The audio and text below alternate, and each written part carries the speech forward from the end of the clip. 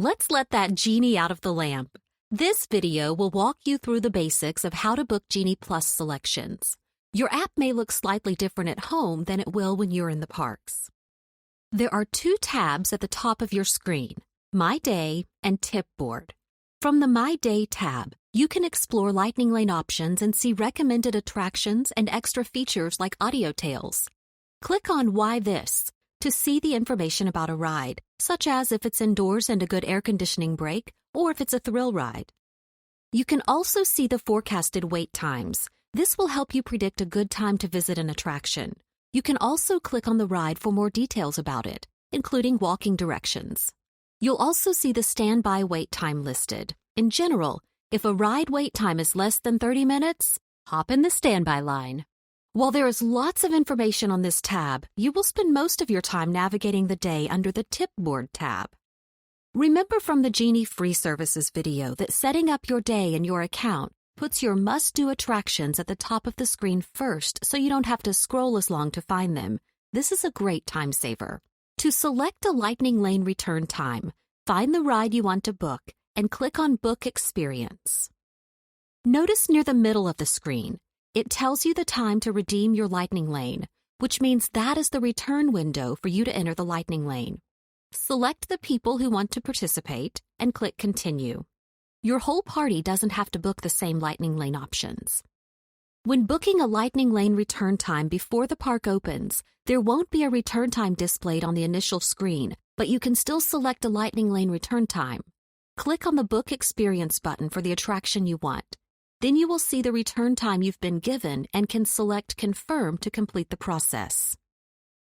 You can only book one Lightning Lane at a time on a rolling basis throughout the day, determined by what is available. If you don't have a Lightning Lane return time for a ride, you will just use the regular standby line or virtual queue when it's available. It's also important to note that you can only select a Lightning Lane return time once per attraction. If you schedule something and change your mind, or if you're running behind and you're not going to make your scheduled time, you must cancel or modify your reservation if you want to try to get a return time for it later. If you miss the return time, you cannot book that attraction again using a Lightning Lane because the system considers you to have already used it. Don't forget some general rules about booking Lightning Lane return times. You can book your first Lightning Lane return time before the park opens. Set an alarm to help you remember when it's time to book your next return time. You can book additional Lightning Lane return times every 120 minutes, or once you redeem the one you had booked, whichever comes first. Here's an example of the 120-minute rule. Let's say it's 10 a.m., and you book a reservation for a Space Mountain Lightning Lane return time of 6 p.m. Disney doesn't want you to have to wait until you use that 6 p.m. Lightning Lane before you can book your next return time. Instead, you will be able to book your next return time 120 minutes after you booked the one for Space Mountain, which would be noon. You would set your alarm for noon so you don't forget to book your next Lightning Lane return time. You can also modify an existing Lightning Lane return time or attraction if you later find another time or ride that works better for your day. Modifying does not reset the clock on the 120-minute rule, so it's important to book something when your reservation window opens, even if it's not your first choice, because you can keep refreshing the app to see if something better becomes available and modify it without altering the time you can book your next Lightning Lane. If you set up your day so your must-do attractions are listed at the top, you will want to adjust your preferences throughout the day by removing rides you have already ridden. You can click on Edit Selections at the top of the screen, choose new ones, and the app will update the tip board. If you have the Park Hopper feature added to your ticket, you can book Lightning Lane passes for another park. Remember that you will need to book your selections in another park after the time for park hopping has opened. The app doesn't know that you're planning to visit another park, so it will only show you the options for the park you're in. You will need to click on Change Park at the top and choose your desired park from the pop-up menu. You will then see the available options in the park you are hopping to and book your selection accordingly. Last, let's review how to purchase an individual Lightning Lane attraction selection. These are available for the rides in each park that are not included with the Genie Plus service and are options you can purchase individually. Navigate to your tip board.